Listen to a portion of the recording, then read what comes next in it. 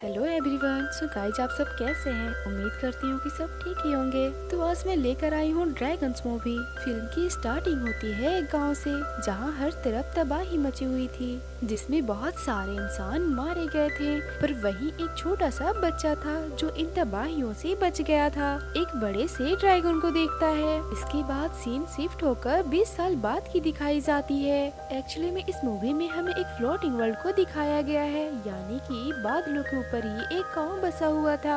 वहीं एक बड़े से किले में जूही नाम की लड़की को देखते हैं, जो कि एक योद्धा बनना चाहती थी। उसके पेरेंट्स नहीं थे, इसीलिए अपने बूढ़े अंकल के साथ रहती थी। और वो अंधा भी था, क्योंकि जब उनका सामना ड्रैगन से हुआ था तो उसे मारने की कोशिश भी किए थे, लेकिन उस ड्रैगन की तेज रोशनी के कारण उनकी आंखों की रोशनी चली गई थी। और जितने भी सिपाही उसे मारने गए थे, कुछ तो मर गए और कुछ तो पागल हो गए। अब जैसे कि जूही तो एक छोटी सी बच्ची थी, उसने परियों की स्टोरी में एक महान योद्धा को देखा था। उसे लगता था कि वो सच में है और सिर्फ वही उस ड्रैगन को खत्म कर सकते हैं, इसीलिए वो उसे ढूंढने निकल जाती है। दूसरी तरफ हम छोटे बच्चे लियोनचो को देखते हैं, जो अब बहुत ज्यादा बड़ा हो चुका था और एक अजीब से क्रिएचर से फाइट कर रहा था।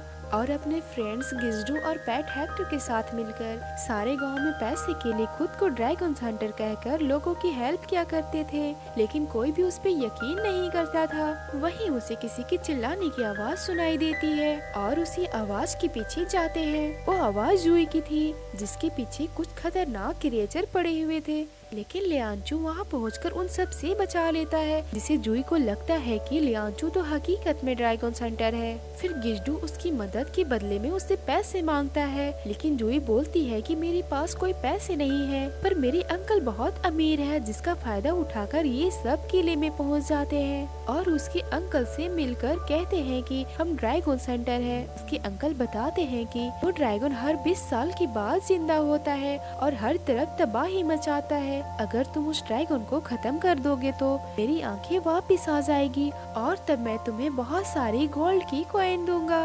गिज्डू तो लालची था, इसीलिए वो हाँ कर देता है और एडवांस में बहुत सारी असरफिया ले लेता है और किले से बाहर निकलते ही कहता है कि अब तो हम अमीर हो गए, अब हम यहाँ से कहीं दूर निकल जाते हैं। लेकिन लियांचो ऐसा नहीं था। तभी वहाँ जूही भी आ जाती है और कहती है कि मैं भी तुम्हारे साथ चलूंगी। गिज्डू उसे घर जाने को कहता है, पर वो साथ जाने की जिद करने लगती है। तभी अचानक से कुछ क्रिएचर उनके पीछे पड़ जाते हैं। वहीं सारे क्रिएचर एक साथ मिलकर एक बहुत बड़े से मॉन्स्टर बन जाते हैं और उन पे अटैक करते हैं। ये सब उससे किसी तरह बचकर निकल जाते हैं। गिज्डू सिर्फ जूही से पीछा छुड़ाना चाहता था, इसीलिए एक प्लान भी बनाता है, पर वो सब बेकार हो जाती है। वहीं रास्ते में जूही को उसके अंकल का एक सिपाही मिलता है, जो पागल हो चुका था। फिर सब आगे बढ़ते हुए एक गुफा के अंदर जाते हैं, जहाँ पे बहुत खतरनाक तरीके से उन पे अटैक किया जाता है। ये सब अपनी जान बचाकर वहाँ से भी निकल जाते हैं। फिर से वही सारे छोटे छोटे क्रिएचर उन पे अटैक करने लगते हैं। सारे लोग छुप जाते हैं, पर लियांचू अकेला ही उससे लड़ता है और उन सबको खत्म कर देता है।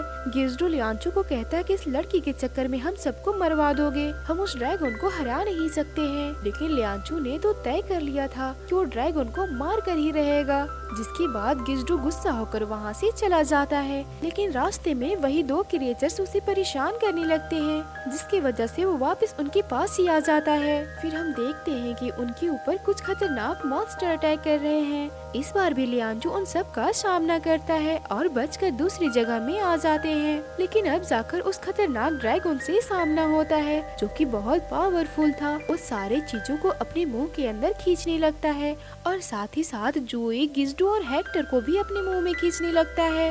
इधर बेचारा लियांचो काफी डरा हुआ था, लेकिन उसे अपने बचपन की कुछ बातें याद आती है। जब उसने उस ड्रैगन को देखा था तो डिसाइड किया था कि उसकी आंखों पे वार करके उसे मार कर खत्म कर देगा।